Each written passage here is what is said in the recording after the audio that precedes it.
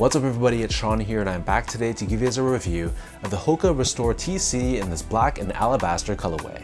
So this is a different type of shoe that I normally don't gravitate towards, but there's something about the design of this shoe that really caught my eye.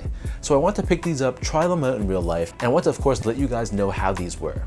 So this is meant to be a recovery shoe, meant to be worn post runs, or even if you're just lounging around or wearing casually. I still think this is a suitable shoe for that purpose as well. So this is the black and alabaster colorway and they retail for a price of $110 or 140 Canadian. And as you can see, this is a very unique construction with basically a sock-like upper sitting atop a very chunky midsole. So diving into the details of this shoe, the upper, like I said, is done in this knitted finish and is done in a mix of black and off-white.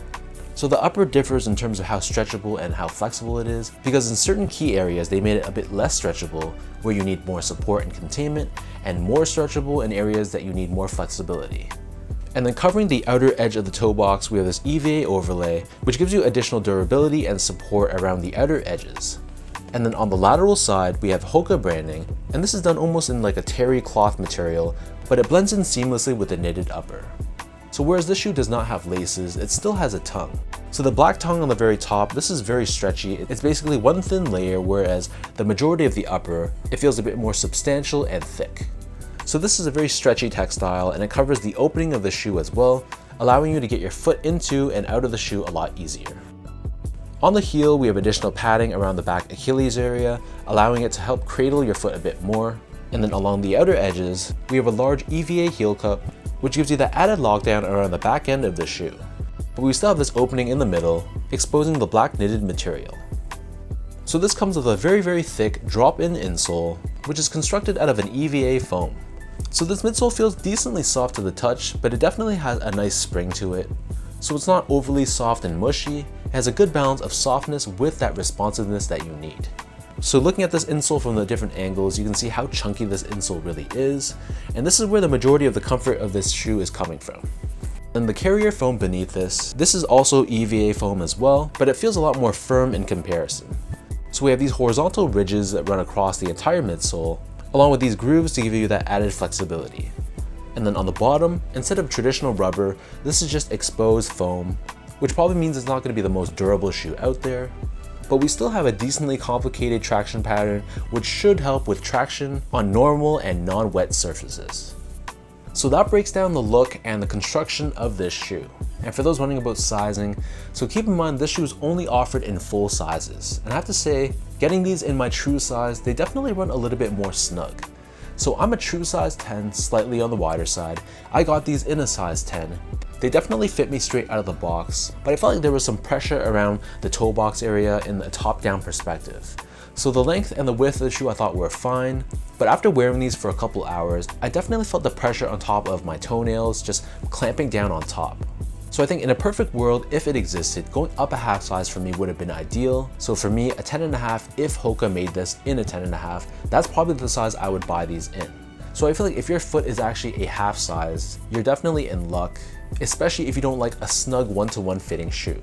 So if you're, for example, a size 8.5, I'd recommend going to a size 9 if you want a little bit more room for your toes.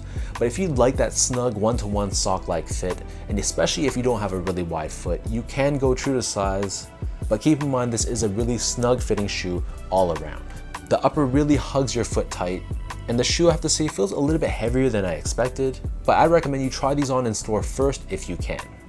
Moving on to the comfort, so like I said, the combination of that drop-in insole and this EVA midsole, it gives you a decent amount of cushioning.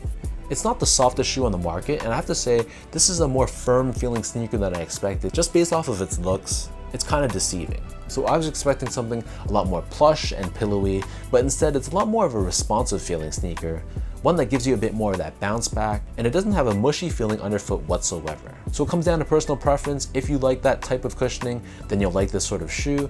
But again, if you're looking for a very comfortable, very soft feeling sneaker, then I would probably recommend a different model than this. Finally, in terms of the quality and craftsmanship, so first off, the material quality was nothing special. It's just a bunch of synthetic materials, like a bunch of polyesters, and there's really nothing premium about the material quality. The build I thought was fine. The stitch job all across was pretty solid. I didn't notice any glue stains or anything like that. and the overall construction I thought was decent as well.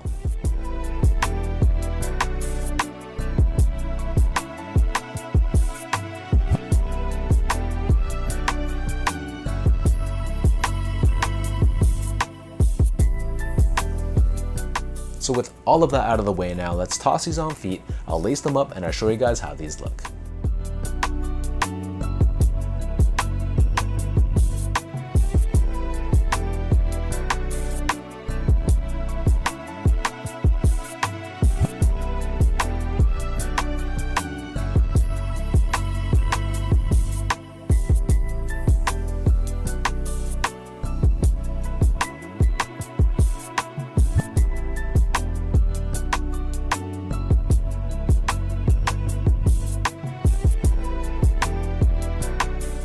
All in all, I have to say this is probably a shoe that I think looks better in pictures than it does on my feet.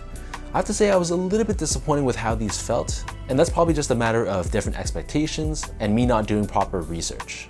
I went into this expecting something a lot more plush and comfortable, and something that just felt more like a plush slipper on my foot. But what we got instead was a lot more of a supportive, more responsive feeling shoe, and that kind of just caught me off guard.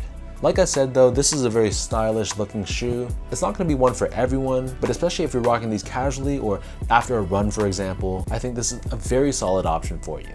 So let me know in the comment section down below, what do you guys think about this Hoka Restore TC in this black and alabaster colorway?